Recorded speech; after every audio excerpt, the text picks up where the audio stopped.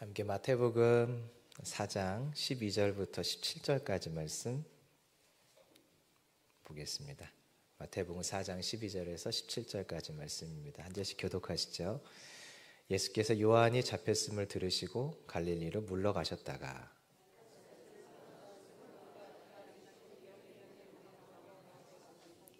이는 선지자 이사야를 통하여 하신 말씀을 이루려 하심이라 일렀으되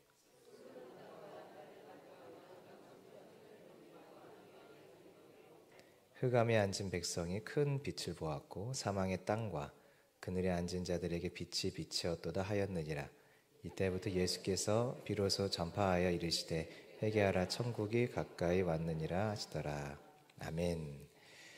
오늘 본문은 세례 요한이 잡힌 후에 예수님이 사역하신 내용을 담고 있습니다. 크게 두 가지를 말하는데요. 첫째는 하나님이 현재 지금 하고 싶으신 일이 있다는 것을 우리에게 알려주고 있습니다. 하나님은 지금 그 시대, 그때, 그 장소에서 하고 싶은 메시지가 있습니다. 하나님이 지금 예수님을 갈릴리로 보내고 계시죠. 갈릴리는 세례 요한이 사역하던 곳입니다. 요한이 그곳에서 회개의 메시지를 전했죠. 천국에 가까이 왔으니 회개하라고 하는 것이 하나님의 그 땅에서 하고 싶으신 말씀이었습니다. 물론 이스라엘, 유대 전체를 향해서 하신 말씀이기도 하지만 그 땅에서, 그곳에서 그 말을 하길 원하셨죠. 그런데 예수님은 세례 요한 대신에 같은 때 같은 장소로 하나님의 부름을 받았습니다. 요한은 잡혀갔고 그때 하나님께서 예수님을 그 자리, 그 장소에 그때 보내신 것이죠. 이것을 보면 하나님께서 지금 하고 싶으신 일이 있다, 지금 급하게 하고 싶은 일, 그 땅에서 계속해서 하고 싶으신 일이 있다는 것을 알 수가 있습니다. 헤롯 대왕의 아들 분봉왕 헤롯의 그 부도덕한 영향력이 있는 그때, 부도덕한 음란한 영향력이 있는 그때 그 장소에서 회개를 선포하여 사람들을 살리는 것이 하나님의 마음이었죠. 그래서 세례 요한을 통해서 그 회개가 이 지도자에게서 이루어지지 않으니까 다시 예수님을 그곳에 보낸 것입니다. 그래서 그곳에서 그 메시지를 보내어 회개가 일어나기를 소망하셨던 것이죠. 지도자가 회개하지 않고 회개를 살인으로 갚으니까 하나님이 다시 메신저를 그 땅에 보내셨습니다. 이처럼 하나님은 그때 그곳에서 하기 원하시는 일이 있습니다. 피 흘림이 있었지만 사람을 살리기 위해 주님은 할 일을 반드시 하십니다. 우리가 하나님께서 지금 원하시는 것이 무엇인지를 꼭 찾을 수 있기를 소망합니다. 둘째는 지금 하나님이 하려고 하신 일이 있는가 하면은 앞으로 하고 싶으신 일이 무엇인지를 오늘 본문에서 또 말하고 있습니다. 하나님께서 이방의 갈릴리에 말씀을 선포하게 하셨죠. 많은 이방 나라들이 주께 돌아오는 것이 하나님의 계획이죠. 하나님은 그 계획을 이곳에서 미리 선포하고 예고하고 계십니다. 복음의 확장을 준비하시는 것이죠. 이것이 하나님이 앞으로 하실 일이에요. 그 일을 위해서 예수님을 갈릴리에 보내신 것이죠. 그러니까 갈릴리에서 예수님이 현재 가서 이 복음을 전하는 것은 사실은 현재 하고 싶으신 주님의 일을 하는 것이지만 동시에 미래의 주님께서 하려고 하신 일을 우리에게 알리기 위한 예고편이다라고 볼 수 있습니다. 하나님께서 우리에게 어떤 일을 오늘 날짜 12월 25일 오늘 허락하셨을 수 있습니다. 그럼 그 일은 나에게 오늘 요청하시는 것이 있기도 하지만 동시에 오늘 그 일을 통해서 앞으로 하실 하나님의 어떤 일들 나한테 미리 준비하려고 알려주시는 예고편일 수 있는 것이죠. 현재 영적으로 민감할 때 결국 우리가 미래에 대해서 영적으로 민감하여서 하나님의 일을 준비할 수 있습니다. 오늘 이 본문을 통해서 하나님이 지금 나에게 요청하시는 것을 볼 수 있는 눈이 열리기를 소망합니다.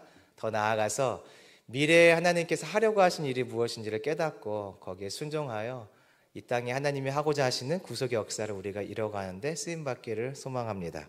자, 12절 말씀 보시죠. 예수님이 소식을 듣습니다. 세례 요한이 잡혔죠. 통치자를 향한 그 메시지 때문에 무고한 요한이 잡혀갔습니다. 순종은 언제나 환난과 고난을 수반을 합니다. 이 이야기를 들으신 예수님께서 갈릴리로 가시죠. 갈릴리에는 세례 요한을 기억하는 사람들이 참 많았어요. 이곳 사람들이 찾아와서 세례 요한에게 말씀도 듣고 세례도 받았죠. 그의 메시지를 듣고 회개도 했습니다. 곧 오실 예수님에 대한 이야기도 들었어요.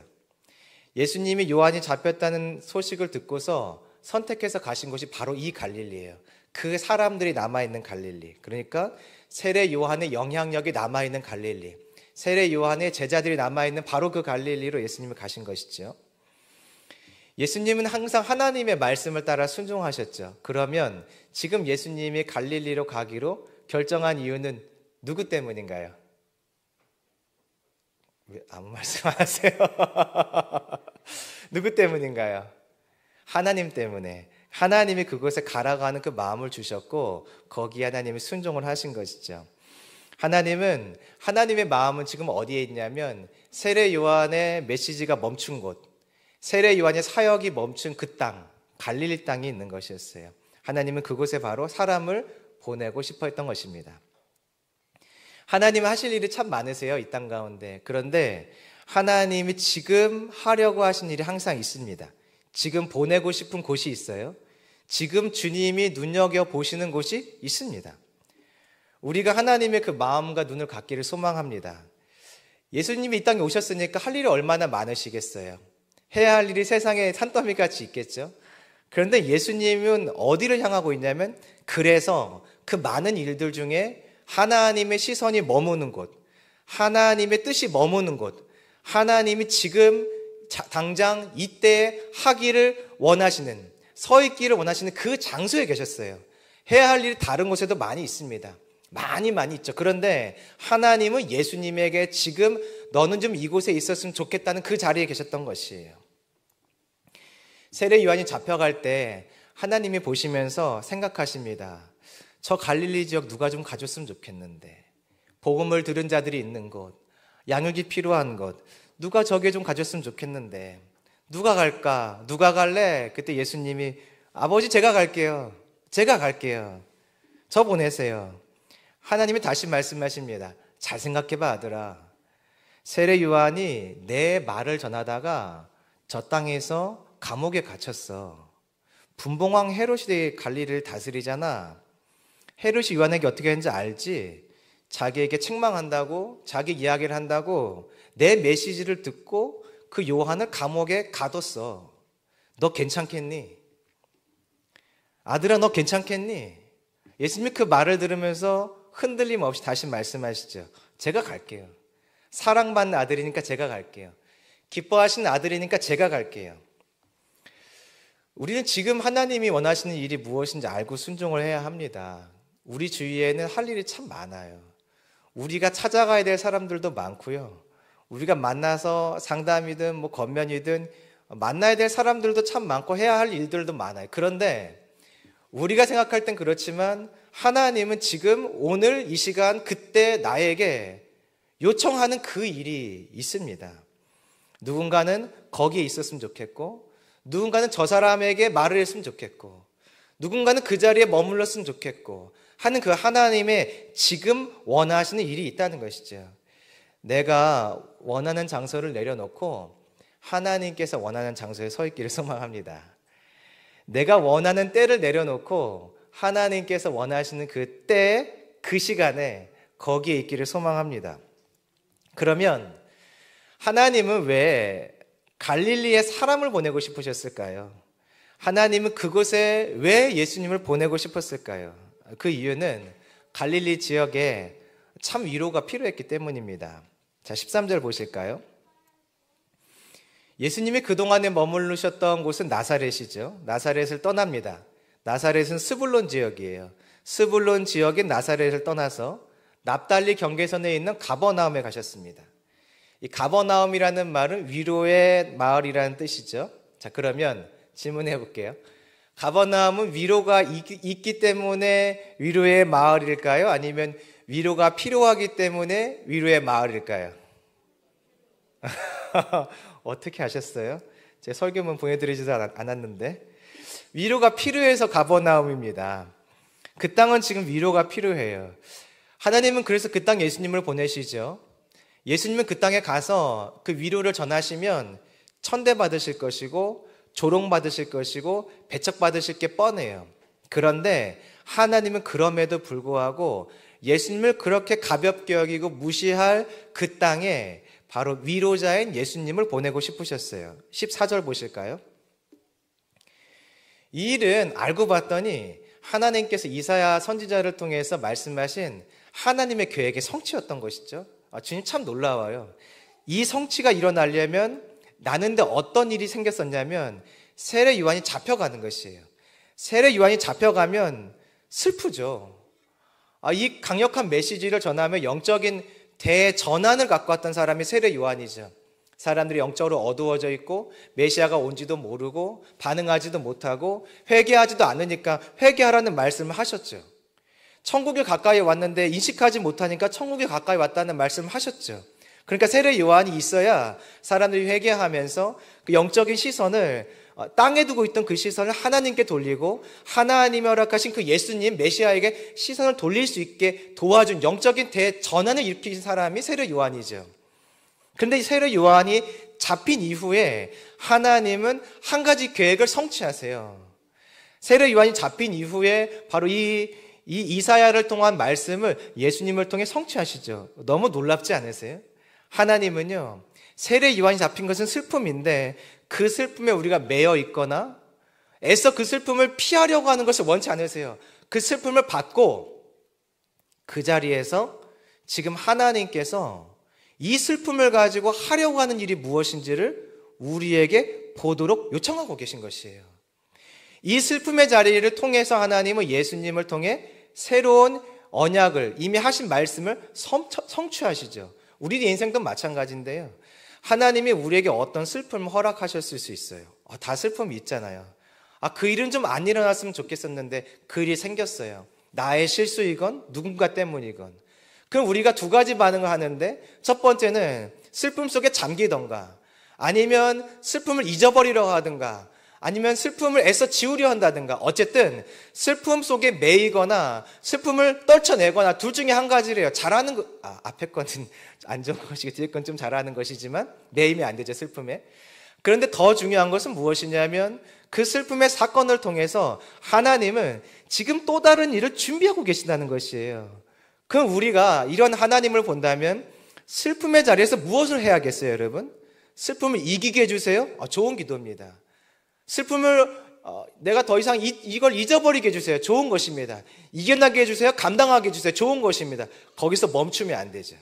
왜냐하면 슬픔을 주셨다는 것은 그 다음에 하나님이 어떤 일을 성취하려고 지금 준비하셨다라는 사인이니까요. 세례 요한에 잡혀가면 슬픔이죠. 그 땅에 있는 백성들 모두에게 슬픔이에요. 세례 요한에게 회개의 선포를 받은 자, 그를 통해서 회개하고 천국을 맞이할 준비를 한 사람들, 세례받은 자들에게는 너무 큰 슬픔이죠. 내 지도자가 잡혔는데 얼마나 큰 슬픔이겠어요. 아픔이죠. 고통인데 거기에 머물러 있으면 안 되죠. 왜냐하면 하나님은 그 일을 통해서 예수님을 갈릴리에 보내요. 예수님을 가버나움에 보내요. 하나님께서 행하실 약속을 다시 추가적으로 더 성취하려고 하는 하나님의 계획이 숨어 있기 때문인 것이죠. 주님이 갈릴리 가버나움에 위로를 전하기 원하십니다. 그러면 왜 이 갈릴리 지역에 위로가 필요할까? 그 이유가 있는데요. 그들이 흑암 사망의 그늘에 앉아있기 때문이에요. 하나님은 그들이 흑암과 사망의 그늘에 앉아있던 것이 보였어요. 보이니까 하나님 가만히 있을 수 없죠. 보였어요. 가만히 있을 수가 없어요. 무엇을 하실까요? 어둠에 있는 자, 어둠 속에 갇혀 있는 자, 무엇을 하실까요? 빛을 비추려 하시겠죠. 안 보인다면 소용이 없지만 만약에 그가 어둠에 있다는 것이 보인다면 빛을 비추겠죠. 이 예배당이 조금 전까지 30분 전까지만 해도 어두웠어요. 어두운 것을 보는 사람은 들어오면 무엇을 할까요? 빛을 비추는 스위치를 누르겠죠. 하나님 눈에 이 땅에 있는 사람들이 흑암과 사망의 그늘 안에 그 어둠 속에 있는 것이 하나님 눈에 보였던 것이에요. 주님은 멈출 수가 없어요. 이것을 보면 주님 가만히 있을 수가 없죠. 무엇을 하셔야 하냐면 스위치를 온, 빛을 비추셔야만 했어요. 자, 15절 보실까요? 스불론 땅과 납달리 땅과 요단강 저편 해변길과 이방의 갈릴리요. 마태가 예수님이 가신 이 갈릴리 지역을 향해서, 예수님이 계셨던 갈릴리 지역을 향해서 이렇게 애칭 하나를 붙입니다. 이방의 갈릴리요. 이방의. 자, 갈릴리 땅에는 유대 땅이에요. 그러니까 유대인들이 많이 살겠죠. 그런데 유대인들이 많이 살고 있는 이 갈릴리를 이방의 갈릴리라고 말하는 이유가 있어요. 왜냐하면 그 갈릴리 지역 사방은 다 이방 나라로 둘러싸여 있기 때문에 그래요. 수리아, 베니게, 데가볼리, 사마리아.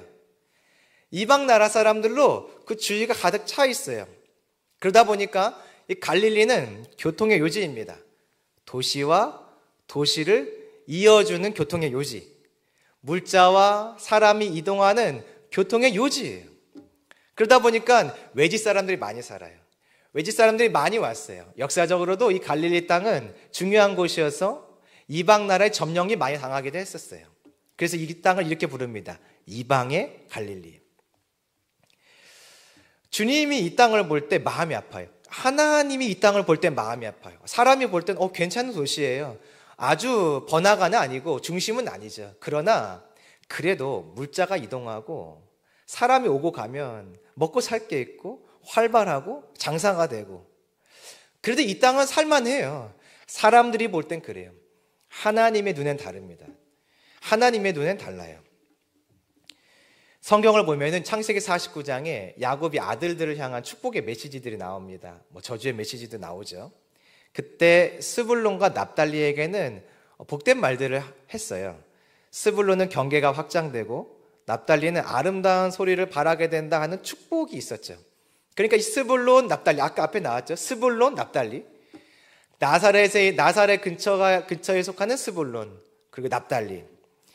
하나님 눈에 이 땅은 원래 축복된 땅이었고 그 축복이 선포된 땅이었는데 지금 현재 상황, 그것은 이제 창세기 49장에서 예언적인 메시지였고, 지금 현재 상황은 어떤가? 지금 현재 상황은 누가 봐도 하나님 눈에는 그 땅은 죽음이었어요. 사람들 눈에는 아닙니다. 아직 사업이 활발하고요, 무역이 일어나고요, 사람들이 이방 나라 사람이 왔다 갔다, 때가 되면, 중요한 때가 되면 숙박할 장소도 없어요. 빌릴 차도 없어요. 아주 바쁜 곳이에요. 그런데 하나님의 눈에는 그렇지 않았어요. 자, 하나님의 눈을 한번 볼까요? 16절 말씀 우리 같이 읽어보겠습니다. 시작.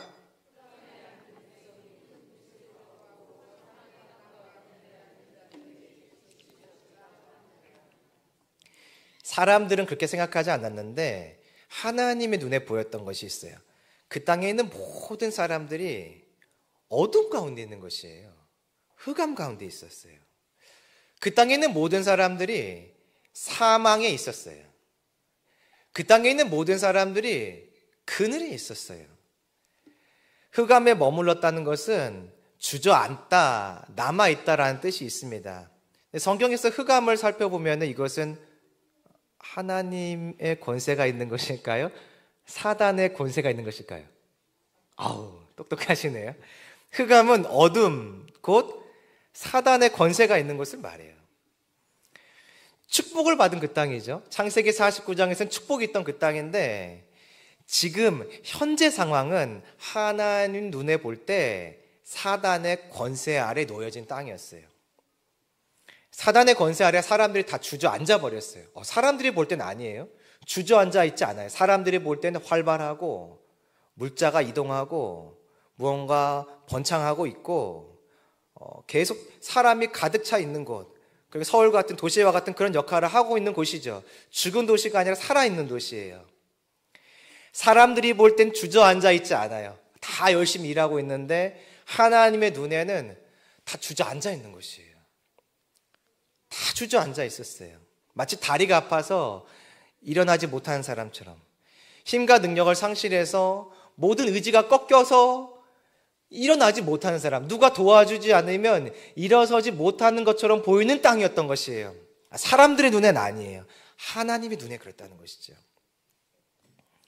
사람들 눈에는 그래도 살만한 곳입니다. 그런데 하나님 눈에는 아니었어요. 보니까 다 사단의 권세 아래에서 어떻게 헤어나지 못하고 다 주저앉아 버렸어요.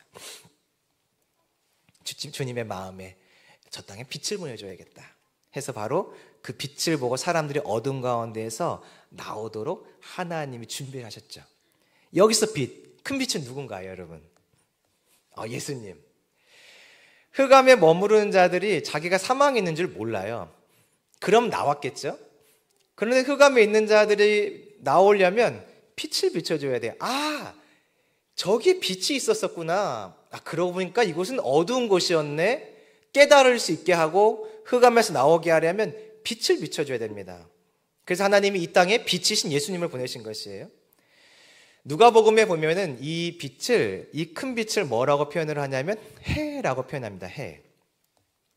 오늘 지금 이제 해가 다 져서 바깥이 어둡지만 아침에 여러분 해 뜰 때 한번 생각해 보실래요? 해 떠오름.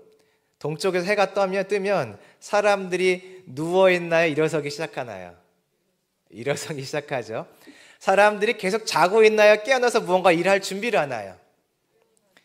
일을 멈추는 시간인가요? 일을 시작하는 시간인가요? 그렇죠. 새벽은 그런 의미가 있어요. 해는 그런 의미가 있어요. 사람이 움직이게 하고 무언가를 찾게 하고 깨어나게 하는 것. 그게 바로 아침, 해의 의미인 것이죠. 하나님께서 그 갈릴리 흑암 가운데 있는 자들에게 빛을 비추셨는데 누가복음에 보니까 그 큰 빛을 해라고 표현하고 있어요. 그 말은 무엇이냐면 흑암 가운데 주저앉아 있는 자들, 일어나고 있지 못하는 그런 자들에게 땡땡땡 아침에 종소리를 울리고 핸드폰에 알람을 울려서 이제는 일어나라. 퍼질러 앉아있지 말고 이제 일어나라. 주저앉아있지 말고 일어나라. 다리에 새 힘을 얻고 일어나라. 해가 중천에 떴다. 이제 일어나라. 입을 걷어차고 일어나라. 이 말씀을 하시는 것이죠. 하나님의 마음이 그랬다는 것이에요. 사람들은 아니었어요. 우리는 지금 빛 가운데 있지. 우린 잘하고 있지. 하나님의 눈에는 아니었어요. 너희들 이제 일어나야 돼. 그래서 예수님을 보내신 것이죠. 이 땅에 또 다른 이름들이 있어요. 하나님 눈에 그 땅은 사망의 땅이었어요. 성경에서 이 사망과 관련된 단어를 찾아보면은 이런 의미가 있습니다. 하나님과 사람과의 관계가 단절된 상태. 이게 바로 사망이에요. 하나님과의 관계가 단절된 상태가 사망인 거죠. 살아있는데 오늘 하루를 살았는데 내가 하나님의 마음을 묻거나 그분의 뜻을 발견하거나 그분이 원하시는 것이 무엇인가 이런 생각을 하지 못한 채 열심히 하루를 잘 살았으면 그것을 뭐라고 말하냐면 사망이라고 말하는 것이에요. 왜냐하면 관계가 단절돼 있잖아요. 하나님을 내 안에 모시고 살지만 오늘 하루를 살아갈 때 나는 하나님에 대해서 기억하거나 뭔가 물어보거나 찾거나 그의 음성을 듣거나 그의 뜻을 발견한 것이 없다면 오늘 나는 분명히 살아있었죠. 살아있었지만 성경은 그것을 무엇이라고 말하냐면 사망이다라고 말하는 것이에요. 하나님이 볼 때 그 땅은 또 사망의 그늘이었어요. 사망의 그늘에는 없는 것이 있거든요. 무엇이냐면 찾고 탐색하고 조사하는 일이 불가능해요. 성경에서 이 일이 가능한 때는 언제냐면 아침이에요. 빛을 비춰질 때, 그때 사람이 찾고 탐색하고 조사하는 일을 시작을 합니다. 사망의 그늘에는 하나님을 향한 찾음도, 하나님을 향한 탐색도, 하나님을 향한 기대도 없었던 것이에요. 여러분은 어떠세요? 오늘 하나님을 향한 찾음, 그분을 탐색함, 그분을 조사한다라는 말이 좀 이상하긴 하지만 그분을 뭔가 기대하고 그분이 무엇을 하는가 그래서 여러분 찾는 그늘이 아닌 양지에 빛 가운데 계셨습니까? 하나님이 볼 때 이 갈릴리 지역이 사람들이 그런 것이에요. 그러니 주님께서 이 땅인 사람들에게 생명을 좀 찾아라, 생명을 탐색해라, 생명을 조사해봐라 하는 그 마음으로 바로 예수 그리스도를 그 땅에 보내신 것이죠. 주님이 하고 싶으신 일이 이것이었어요. 생명을 잃은지 모르는 자들에게, 저주 아래 있는 자들에게, 죽음 아래 있는 자들에게, 하나님과의 관계가 끊어져 있는 자들에게, 진리를 모른 채 헤매고 있는 자들에게 빛을 비춰주는 것, 예수 그리스도를 통해서 그 빛을 찾아주기를 원하셨던 것이죠. 사망의 그늘, 흑암의 자리에 앉아있는 자들에게 하나님이 주고 싶은 선물은 한 가지예요. 예수님이에요. 오늘 하루를 살아가는데 내가 예수님 믿고 있지만 사망 가운데 있었던 것 같고 흑암 가운데 있었던 것 같다면 저와 여러분에게 지금 필요한 것은 내일을 살아갈 힘과 내일을 살아갈 지혜가 아니에요. 예수 그리스도예요. 빛이 필요한 것이에요. 그래서 다시 이 땅에서 오늘 이 자리에서 예수님과의 관계를 다시 회복해야죠. 예수님을 탐구하고 탐색하고 그분을 기대하는 그 마음이 다시 회복돼야죠. 그 마음이 우리에게 필요한 것이에요. 오늘 내가 사망과 흑암 가운데 혹시 있었다면 저와 여러분에게 필요한 것은 내일을 살아갈 힘이 아닙니다. 내일을 살아갈 지혜와 능력이 아니에요. 지금 필요한 것은 예수님이에요. 예수님, 예수 그리스도. 왜냐하면 주님은 그런 자에게 주고 싶은 것이 예수 그리스도이기 때문에 그렇죠. 하나님께서 이 이방 사람들이 가득 있는 바로 이 갈릴리 지역, 이방과 유대인이 서로 오가고 교제하고 서로 상거래하고 가득 모여있는 바로 이 교통의 중심지, 상업의 중심지에 바로 이 빛을 비추길 원하셨죠. 예수 그리스도요. 그래서 예수님이 갈릴리에 오신 사건은요, 사실은 앞으로 하나님이 하실 일에 대한 예고편이에요. 자, 17절 보실까요? 이때부터 예수께서 비로소 전파하여 이르시되 회개하라, 천국이 가까이 왔느니라 하시더라. 누가 했던 메시지인가요? 세례 요한이 했던 메시지를 어디서 하고 계시죠? 갈릴리에서요. 이방의 갈릴리에서요. 이 땅에 찾아오는 많은 이방인들, 이 땅에 찾아오는 수많은 이방인과 유대인이 함께 주의 메시지를 듣고 함께 회개하고 함께 천국을 사모하는 그것을 하나님이 원하셨죠. 이것이 무엇이죠? 예수님이 갖고 계신 계획이잖아요.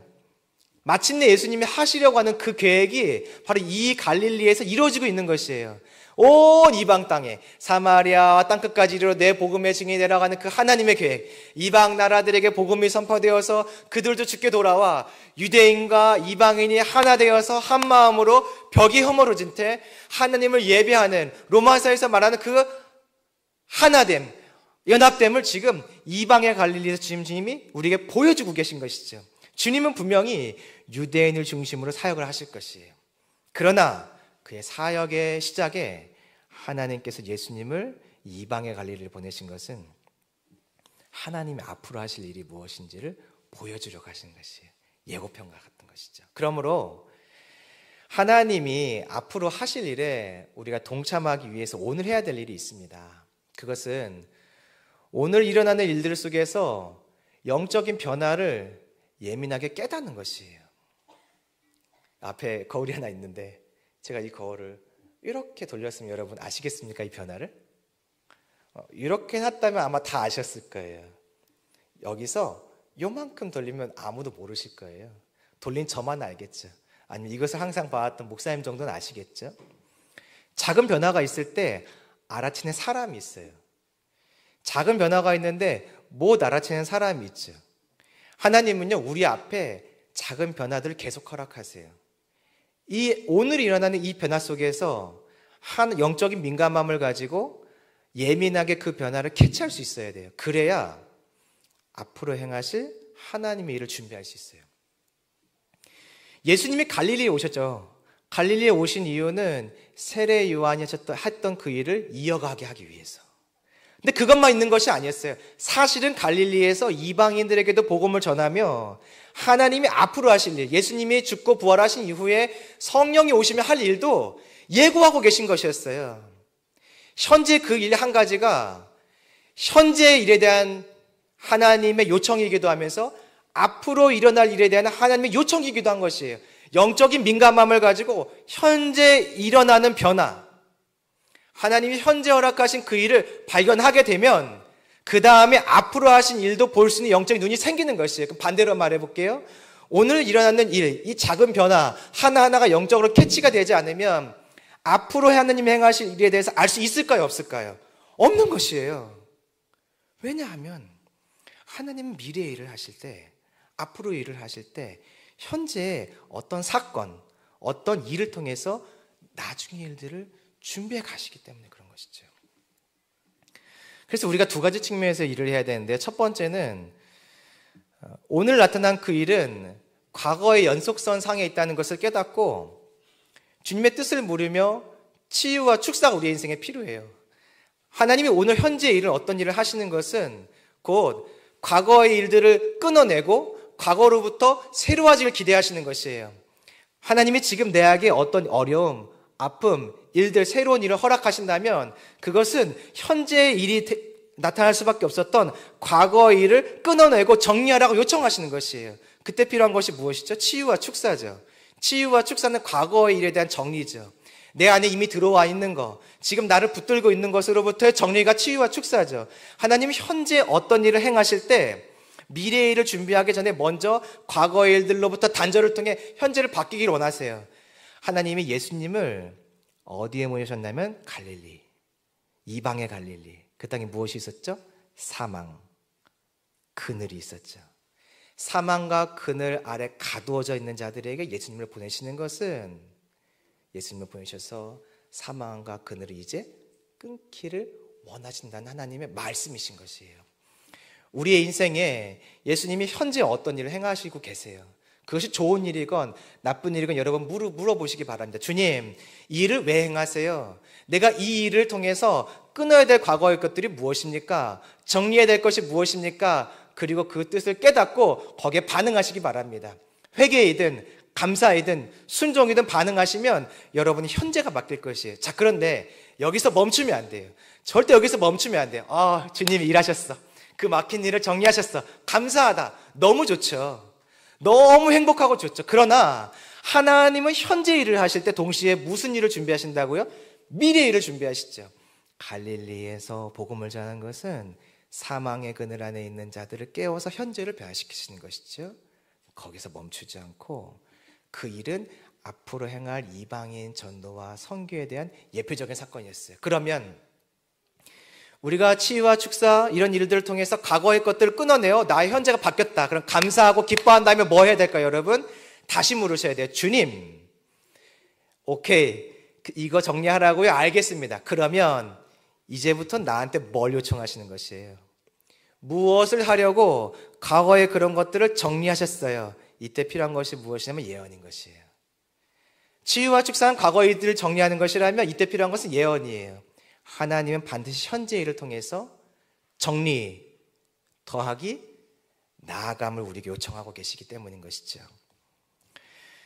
이 스불론 땅, 납달리 땅은 원래 창세기 49장을 보니까 하나님께서 약속하신 축복이 있던 땅이었어요. 그런데 이 땅에 사망과 그늘이 가득 임하여 그 하나님이 허락하신 약속이 성취되는 것을 막고 있었던 것이죠. 하나님은 예수님을 그 땅에 보내셔서 그곳에 보내셔서 바로 야곱을 통해 약속하셨던 그 약속을 막고 있는 것들을 정리하시고 다시 사람들에게 하나님이 계획하신 그 언약, 하나님이 약속하신 그 약속들이 이 땅에 풀어지기를 기대하시며 갈릴리 예수님을 보내신 것이에요. 스불론과 납달리에게 주셨던 약속은 경계에 넓혀집니다. 온 유대와 사마리아와 땅끝까지 이르러 내 복음의 증리되라고 하시는 하나님의 그 약속을 바로 이 갈릴리에서 하나님은 선포하시고 그 일이 이루어지길 기대하셨던 것이에요. 오늘 나에게 일어나는 일은 과거의 어떤 것으로부터 끊어짐과 동시에 앞으로 나아갈 하나님의 계획을 향하여 나아가도록 요청하신 주님의 메시지인 것을 여러분 믿으시길 바랍니다. 과거의 것들이 끊어지면 그보다 훨씬 이전에 내가 이 땅에 태어나기도 전에 하나님의 저와 여러분을 향하여 갖고 계셨던 계획이 있거든요. 그것이 풀어지기 시작할 것이에요. 창세기 49장에 그 약속이 이미 있었는데 현재는 그 약속의 복을 받지 못하고 있죠. 흑암 때문에, 그늘 때문에. 그러나 예수님이 오심으로 그것이 끊어지면 이미 이전에 선포되었던 주님의 약속, 언약이 막힘없이 흘러들어갈 수 있는 것이죠. 그래서 성령이 오신 이후에 하나님의 약속대로 이방 땅에 복음이 전파되게 되는 것입니다. 저와 여러분 안에 하나님의 원래 계획들이 있어요. 이 땅에 우리를 보내실 때 갖고 계신 계획이요. 누구도 침범하지 못하고 하나님이 갖고 계신 그 계획, 하나님이 일하기 시작하면 절대 막을 수 없는 그 계획, 구속사에 동참하며 우리에게 참 기쁨과 생명이 되는 그 하나님의 계획이 지금 어떤 일들로 막혀 있을 것이에요. 막혀 있을 수 있어요. 그것을 주님 알게 하시는 것이 오늘 저와 여러분에게 있는 현재 그 일입니다. 현재 그 문제, 현재 그 사건, 현재 그 상황, 현재 그 사람, 현재 그 문제예요. 그러나 거기서 치유와 축사, 끊어냄을 통해서 주님께 다시 한번 물으시는 거죠. 주님, 뭘 끊어내야 됩니까? 묻고 깨닫고 정리하고 주님, 앞으로 나아갈 길이 무엇입니까? 할 때 주의 뜻이 풀어지며 저와 여러분을 향하신 원래의 계획들이 이 땅 가운데 성취될 줄로 믿습니다. 예수님은 이 땅에 빛으로 오셨어요. 빛으로 오신 예수님께서 오늘 본문에서 보여주시는 것은 두 가지입니다. 하나님이 지금 행하실 일과 앞으로 하실 일이에요. 지금 행하실 일은 세례 요한의 그 사역, 그 일들을 이어가시는 그 일. 오늘 그 자리에서 그 일 누가 좀 해줬으면 좋겠니? 예수님이 그 일을 하고 계신 것이죠. 또 앞으로 내가 할 일이 있는데 누가 이 일에 동참할래 할 때 예수님이 그 땅에 가신 것이죠. 저와 여러분 안에 오늘 주님이 있기를 원하시는 그 장소, 그 시간에 그곳에 있는 믿음, 순종이 있기를 소망합니다. 더 나아가서 오늘 그 자리에서 나를 그 자리에 세우신 하나님의 마음을 알고 앞으로를 미래의 뜻을 깨닫고 주의 음성에 순종할 수 있는 여러분, 그래서 구속의 역사에 함께 동참할 수 있는 저와 여러분이 되기를 소망합니다. 우리 같이 기도하시죠. 기도하실 때 우리 좀 회개했으면 좋겠어요. 무엇이냐면 문제가 있을 때 해결되기만 기대했던 그 마음이에요. 사실은 하나님이 그것을 정리하고 한 걸음 더 나아가라고, 나의 일에 좀 동참해 보라고, 앞으로 내가 할 일들이 있으니까 그 계획에 너가 좀 동참하라고 그 일들을 주셨는데 우리가 그냥 항상 문제 해결에만 급급한 것이에요. 우리 그걸 좀 회개합시다. 또 한 가지는 내게 지금 이 일이 있는데 하나님의 뜻을 묻고 있지 않은 것이에요. 하나님이 왜 일을 허락하신지 묻지 않고 사람의 지혜와 인간의 노력으로 그 문제를 자꾸 해결하려고만 하신 것이에요. 아니에요. 빛이 있어야 돼요. 그 자리에 빛이.